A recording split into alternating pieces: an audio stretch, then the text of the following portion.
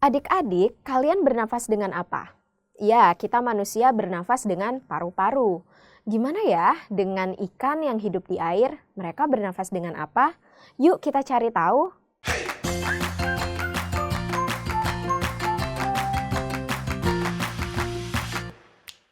Halo adik-adik, kembali lagi bersama dengan Kanina.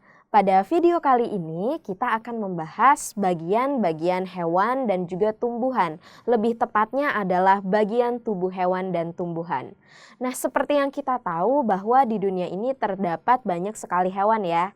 Ada gajah, ada kucing, ada ikan, dan lain-lain. Tapi pada video kali ini kita akan membahas bagian tubuh hewan dari 4 hewan saja nih. Ada hewan apa aja sih Kak? Ada hewan kadal, kemudian ada kucing, ada ikan, dan juga ada burung. Nah, pertama kita akan bahas bagian tubuh dari si kadal dulu, oke?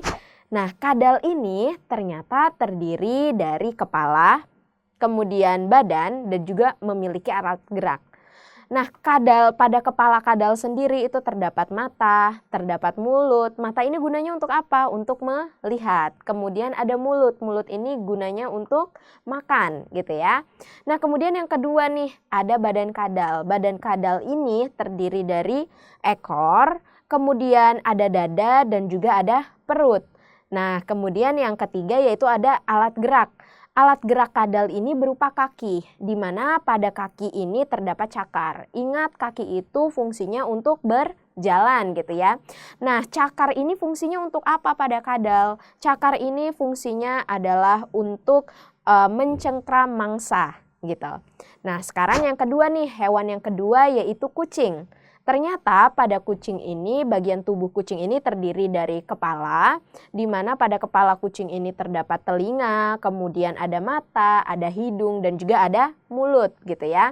Nah, seperti kadal tadi, mata ini gunanya untuk melihat, hidung untuk membaui gitu kan, telinga untuk mendengar, dan juga ada mulut yang digunakan untuk makan. Nah, selain ada kepala, bagian tubuh kucing yang lain yaitu ada badan. Dan selain badan dan juga kepala, ternyata ada bagian yang lain, yaitu ada alat gerak dan juga ada penutup tubuh berupa rambut. Nah, ingat bukan bulu kucing ya adik-adik ya, tapi rambut. Kenapa sih Kak? Kenapa kita sebutnya bukan bulu tapi rambut? Karena kucing ini termasuk hewan mamalia.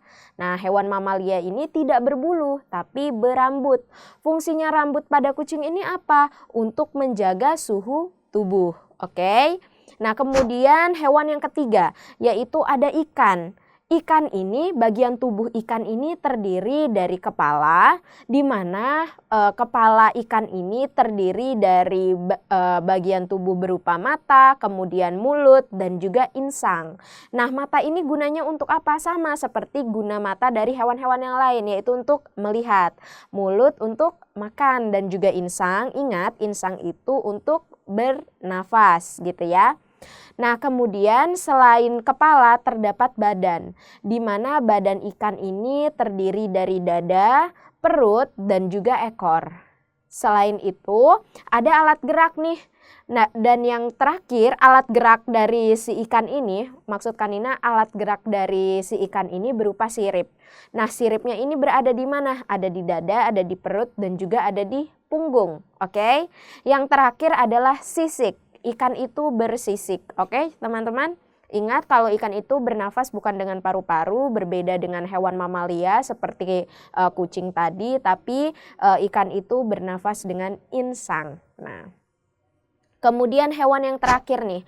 Hewan yang terakhir itu apa sih? Hewan yang terakhir adalah burung. Oke, jadi pada burung ini terdapat beberapa bagian tubuh.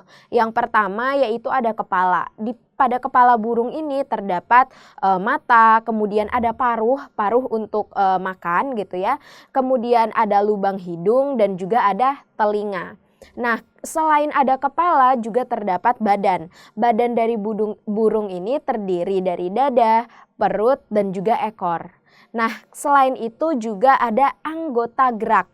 Anggota gerak ini terdiri dari apa aja nih? Ada kaki dan juga sayap, di mana pada kaki burung ini terdapat cakar. Contohnya adalah pada burung elang ya. Jadi cakar ini fungsinya untuk mencekram musuhnya atau korbannya gitu ya, untuk mencari makannya. Nah, kemudian selain itu pada burung juga terdapat bulu. Bulu ini fungsinya untuk apa? Bulu ini sebagai penutup tubuh si burung untuk menjaga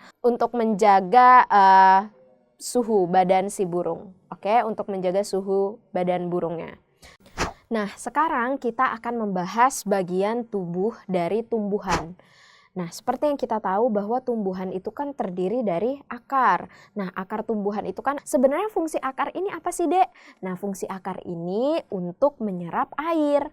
Ketika kita menyiram air misalkan, kita menyiram tumbuhan misalkan dengan air gitu ya, maka airnya ini akan diserap oleh akar. Itu adalah fungsi akar. Ternyata tumbuhan ini tidak hanya terdiri dari akar, ada juga batang.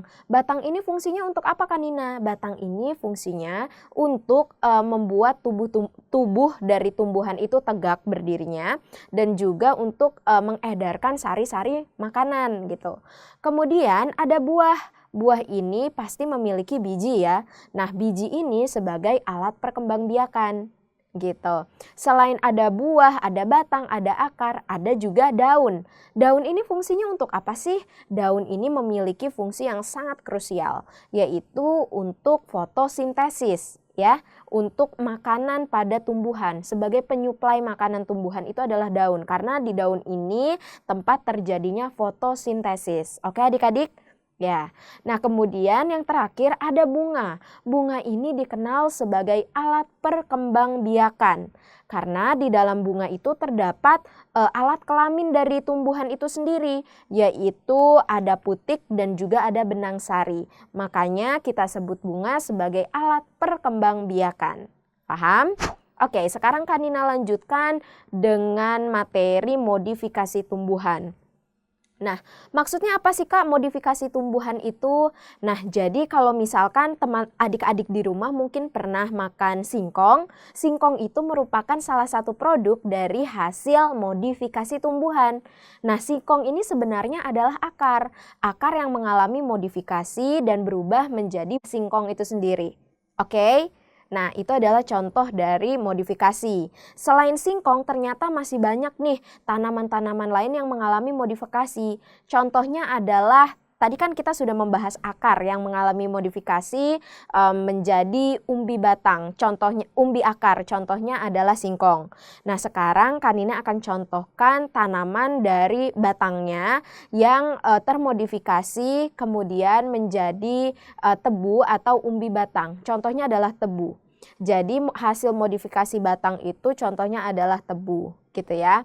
Nah, kemudian yang terakhir adalah modifikasi daun. Modifikasi daun ini bisa kita temukan pada umbi lapis. Umbi lapis ini biasanya di mana sih, Kak? Biasanya umbi lapis ini terdapat pada bawang merah. Kalau kalian buka bawang merah kan itu berlapis-lapis ya, kulitnya. Itu merupakan hasil dari modifikasi daun.